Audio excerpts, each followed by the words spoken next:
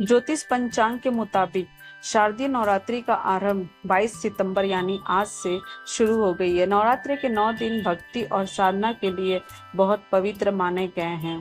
इसके पहले दिन मां शैलपुत्री की पूजा की जाती है। शैलपुत्री हिमालय की पुत्री है। हिमालय पर्वतों का राजा है। वो अडिग है, उसे कोई हिला नहीं सकता। जब हम भक्ति का रास्ता चुनते हैं तो हमारे मन में भी भगवान के लिए इसी तरह का अडिग विश्वास होना चाहिए, तभी हम अपने लक्ष्य के तक पहुंच सकते हैं। यही कारण है कि नवरात्रि के पहले दिन मां शैलपुत्री की पूजा की जाती है। ऐसा माना जाता है कि नवरात्र का पहला दिन आध्यात्मिक ऊर्जा को जगाने, आत्म शुद्धि की ओर पहला कदम बढ़ाने और मां के आशीर्वाद से जीवन को सकारात्मक दिशा देने का श्रेष्ठ अवसर होता है।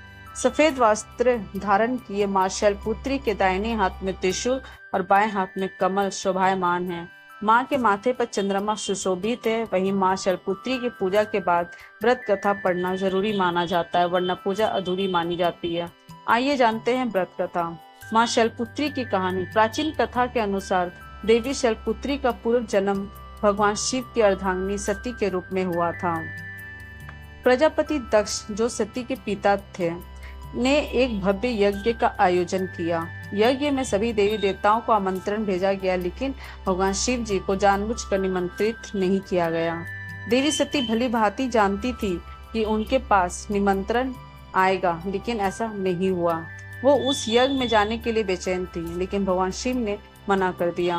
उन्होंने कहा कि यज्ञ में जाने के लिए उनके पास कोई भी निमंत्रण नहीं आया है और इसलिए वहां जाना उचित नहीं है। सती नहीं मानी और बार बार यज्ञ में जाने की आग्रह करती रही। सती के ना मानने की वजह से शिव जी को उनकी बात माननी पड़ी और अनुमति दे दी। सती जब अपने पिता प्रजापति दक्ष के यहाँ पहुंची तो देखा कि कोई भी उनसे आदर और प्रेम के साथ बातचीत नहीं कर रहा है। सारे लोग मुंह फेरे हुए हैं और सिर्फ उनकी माता ने स्नेह से उन्हें गले लगाया। उनकी बाकी बहनें उनका उपहास उड़ा रही थी और सती के पति भगवान शिव को भी तिरस्कृत कर रही थी। स्वयं दक्ष ने भी अपमान करने का मौका नहीं छोड़ा। ऐसा व्यवहार देख सती दुखी हो गई।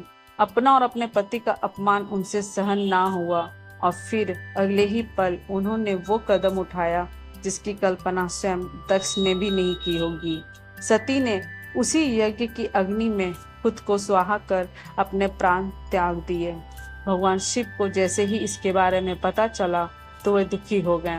दुख और गुस्से की ज्वाला में जलते हुए शिव ने उस यज्ञ को ध्वस्त कर दिया। इसी सती ने फिर हिमालय के यहाँ जन्म लिया और वहाँ जन्म लेने की वजह से इनका नाम शैलपुत्री पड़ा। माँ शैलपुत्री का वास काशी नगरी वाराणसी में माना जाता है।